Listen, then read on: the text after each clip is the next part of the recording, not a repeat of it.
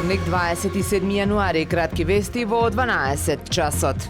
Да се санира Алтанин мост, кој секојдневно се оштетува се повеќе и неговата сегашна состојба представува сериозна опасност за бројните корисници, апелираат од Сдруженијето Чекоштина Урбан. Не е вистина фамата дека е под заштита на законот како културно наследство. Доволна е малку поголема вода за да останеме без мостот, кој е единствена врска за минување до градот за многобројните корисници, стои во дописот. Додаваат дека за состојбата ги запознали и градоначалникот на Охрид и одговорните и бараат итна реакција за да не се случат евентуални немили последици.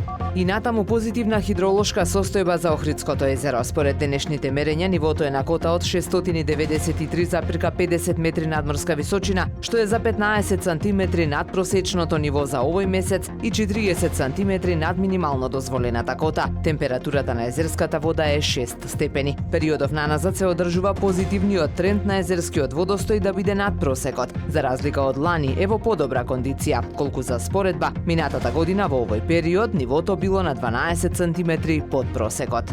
Вечерва премиера на документарниот филм Свето Богојавление 2026. Опфатени се освен главното случување и неколку денови за време на подготовките на градот Охрид за големиот празник Богојавление во Одици, со цел пошироко да се раскаже приказната и значењето на самиот празник, неговата големина и светлина во срцата на луѓето, информираат од Сдруженијето Богојавление во Одици. Филмот е дело на Бојан Симјановски со музика на Горан Трајковски. Премиерата е во 20 часот на интернет платформите YouTube, Facebook и Instagram преку профилите на Богојавление во Одици. Времето денес променливо облачно, дува умерен северозападен ветер, максималната температура во Охрид до 9 степени. Повеќе информации на ohridpress.com.mk. Уредник и водител на вестите Даниела Спасик. Технички реализатор Реджеп Селман.